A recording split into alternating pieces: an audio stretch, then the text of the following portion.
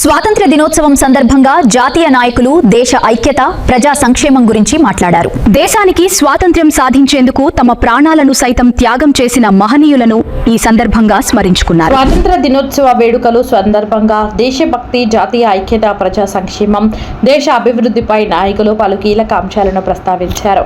దేశానికి స్వాతంత్ర్యం సాధించేందుకు తమ ప్రాణాలను సైతం త్యాగం చేసిన మహనీయులను ఈ సందర్భంగా స్మరించుకున్నారు. సికింద్రాబాద్ కంటోన్మెంట్ మాజీ మంత్రి చామకూర మల్లారెడ్డి తన నివాసంలో జాతీయ పతాకం ఎగురవేసి జాతీయ గీతం ఆలపించారు.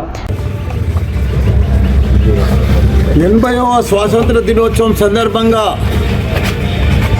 దేశ ప్రజలందరికీ కూడా శుభాకాంక్షలు.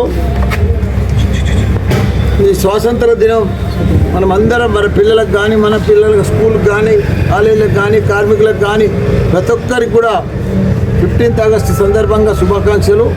అందరం కూడా ఇంకా మన భారతదేశాన్ని నెంబర్ 1 దేశంగా తీసుకుపోవాలి. ప్రపంచంలో యువత ఉన్నదంటే మన భారతదేశంలోనే ఉంది, మన తెలంగాణలోనే ఉంది.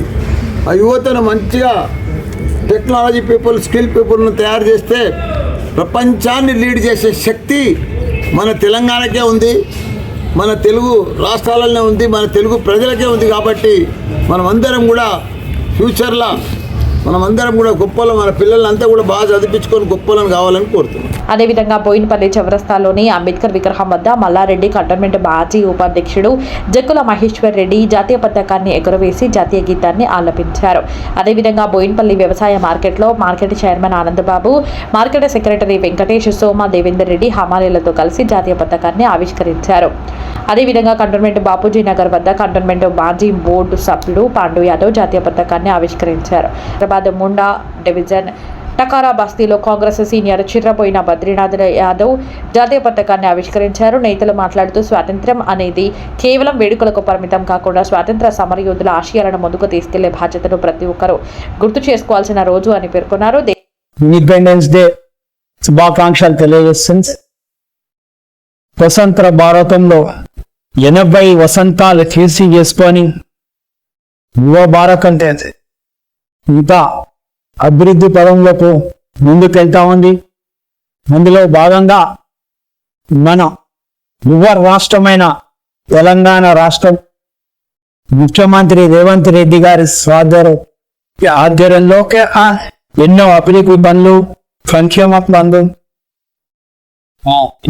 కార్యక్రమాలు ఇవన్నీ కూడా చేస్తూ ముందుకెళ్తా ఉన్నాం. అందులో భాగంగా ఈరోజు ఇండిపెండెన్స్ డే సందర్భంగా ఏ విధంగా అయితే గతంలో చెప్పినట్టు 1,00,000 ఇందిరమ్మ ఇల్లు ఈ నగరానికి ఇస్తామని చెప్పి ముఖ్యమంత్రి గారు అనౌన్స్ చేయడం జరిగింది. అందులో భాగంగా ఈరోజు సుమారు 7,000 పైచీలకు ఇండ్లకు పునాది రాయి వేయడం జరుగుతుంది. అవే కాకుండా మహిళలకు మహిళా శక్తి అని వారికి కుట్టు మిషన్, ఆటోమేటిక్ కుట్టు మిషన్లు సుమారు ప్రతి నియోజకవర్గానికి 10,000 కుట్టు మిషన్లు ఇవ్వడం జరుగుతుంది. ఎన్నో అభివృద్ధి సంక్షేమ కార్యక్రమాలు తీసుకొని ముందుకెళ్తున్నాం ప్రభుత్వం.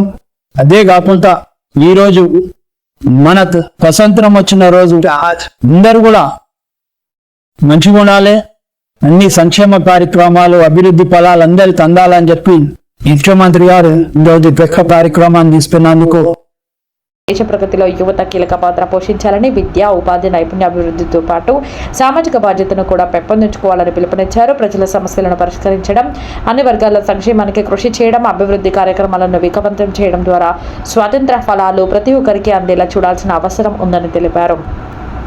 కుల, మత, ప్రాంతీయ భేదాలకు అతీతంగా భారతీయులంతా ఐక్యంగా ముందుకు సాగినప్పుడే దేశం మరింత బలమైన శక్తిగా ఎదుగుతుందని అన్నారు.